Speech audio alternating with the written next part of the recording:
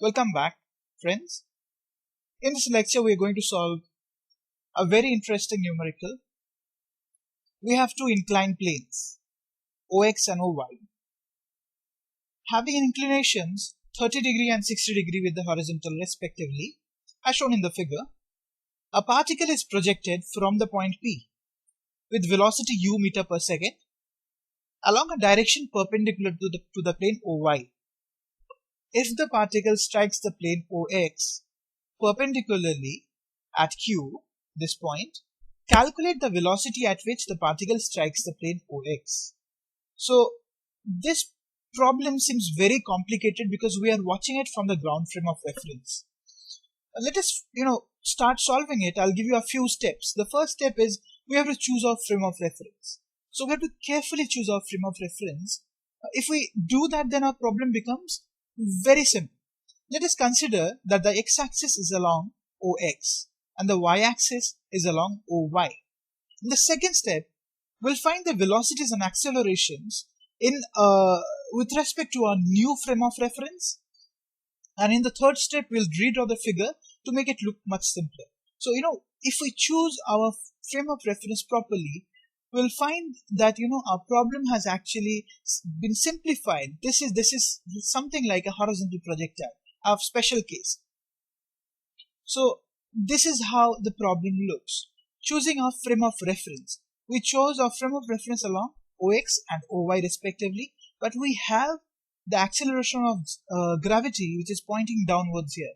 So we have to rotate this diagram. So if we rotate the diagram, we'll get the y-axis and the x-axis, but the acceleration of gravity will point at some arbitrary angle. So G here makes an angle of 30 degree with the x-axis and makes an angle of 60 degree with the y-axis. So the component Gx would be G cos 30 degree and component Gy would be G cos 60 degree. So let us do the x analysis and the y analysis. Ux is u meter per second because the projectile leaves the point P perpendicular to the y-axis, so it won't have any velocity component along the y-axis. So uy is 0 and whatever velocity it has will be ux only. So ux is u meter per second. Ax we have already found out, Ax to be minus G cos 30 degree and Ay is minus G cos 60 degree. At Q, the x component of velocity is 0.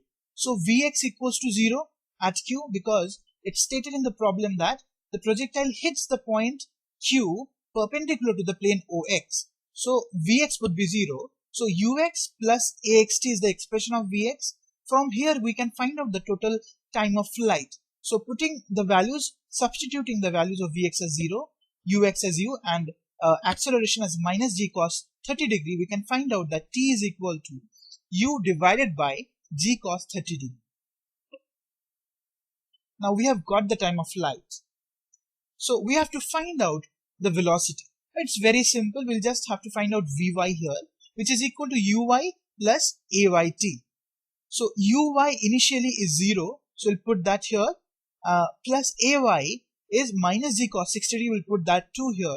And then the expression of t is u by G cos 30 degree. We'll substitute that here and we'll find out that the Vy is equal to minus u cos 60 degree divided by cos 30 degree. So the V at Q would be Vxi plus Vyj. But Vx is 0, we know this, and Vy is minus u cos 60 degree divided cos 30 degree. So basically, we'll have just only one component and not the other. So the final velocity at Q is minus u cos 60 degree by cos 30 degree j.